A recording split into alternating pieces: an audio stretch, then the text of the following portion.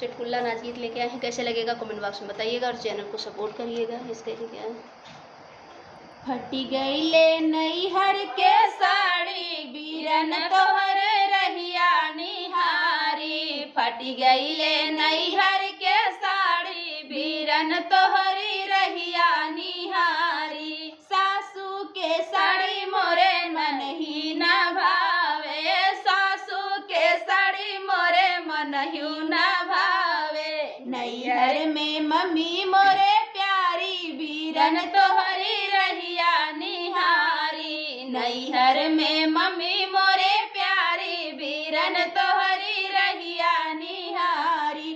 फटी गईले नैहर के साड़ी बीरन तोहरी रहिया निहारी। फटी गईले नैहर के साड़ी बीरन तोहरी रहिया निहारी। जेठनी के साड़ी मोरे मन ह्यू न भावे, जेठनी के साड़ी मोरे मन ह्यू न भावे।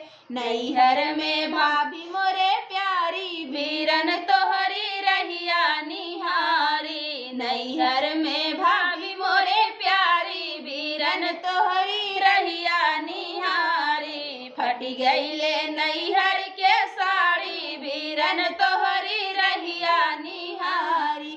फटी गईले नैहर की साड़ी बीरन तोहरी रहिया निहारी।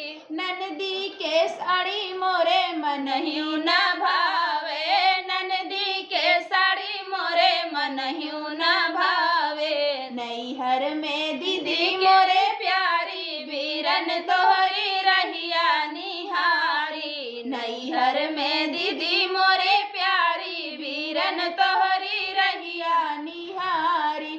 फटी गईले नैहर के साड़ी बीरन तोहरी रहिया निहारी।